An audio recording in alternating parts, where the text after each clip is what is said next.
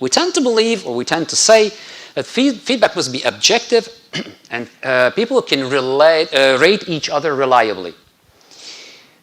A friend of mine told me that she received the feedback from her manager, and he said that she must be more flexible. I just asked her what she thought her manager meant. And she said that I'm a responsible person and I'm consistent to follow company policies.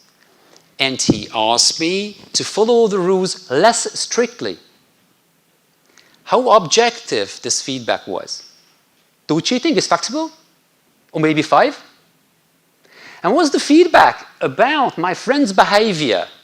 Or it was more about the preference of the manager?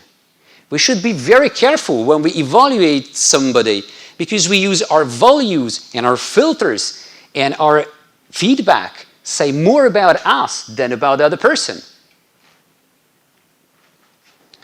Companies recognized that it is easier for people to rate each other if they are given a framework.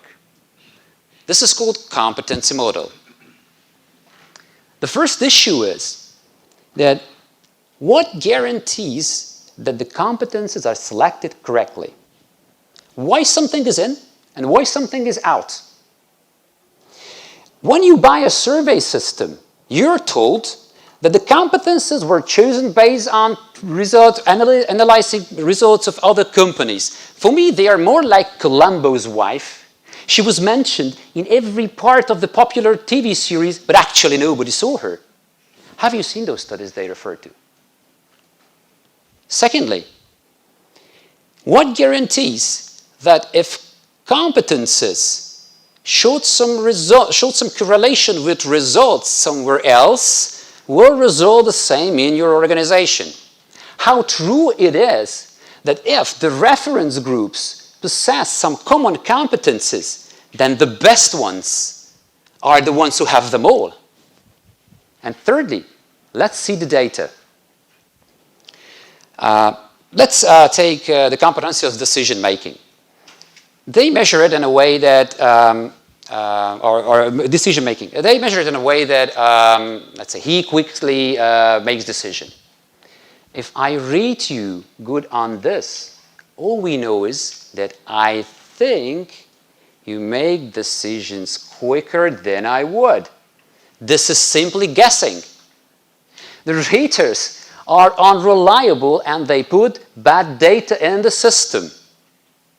You may say, or you may think, that's why we have more raters. Their average can compensate this anomaly. They won't. Trust me, I'm an engineer. We will have more bad data because each rater's input is not reliable as a bad input. Average does not turn bad data to good data. A grandson asked his grandfather that, what's average? And he says that you're 10 years old and I'm 70. Together it's 80 and the average is 40. And 40 is the most beautiful age for man. However, neither of us are able to attract a beautiful woman.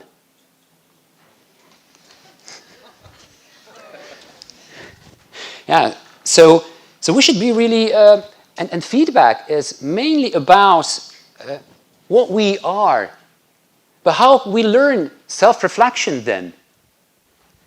I always tell that don't let anybody fool you. You're able to do that on your own, all by yourself. So feedback must not be really about, it's not objective and it should not be really about our judgment, but it is more about our performance or development, I'm sorry.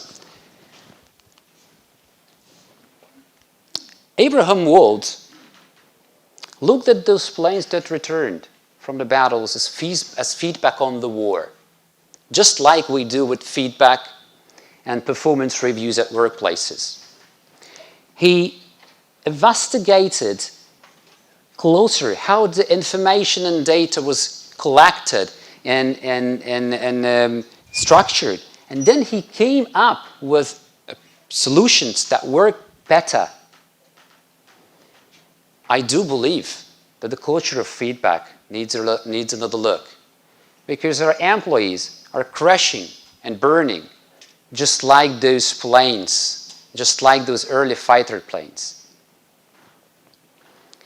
If we want, but yeah, some of us or most of us are like the officers, and only some of us have the courage to be like Abraham Wold.